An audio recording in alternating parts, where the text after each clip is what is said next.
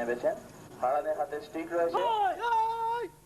খালি হাতে কিভাবে স্টিক মারলে তাকে কিভাবে আটকে আততায়ী কে আঘাত করতে হয়। খালি হাত ভার্সেস স্টিক। এবার দেখুন খালি হাতে আততায়ী মারছে কিভাবে তাকে ফেলে দিচ্ছে। এগুলো আপনাদের সামনে সেলফ ডিফেন্স প্রদর্শনী হচ্ছে কুংফু। বিভিন্ন লকিং থ্রোয়িং আমাদের উশু চ্যাপ্টারে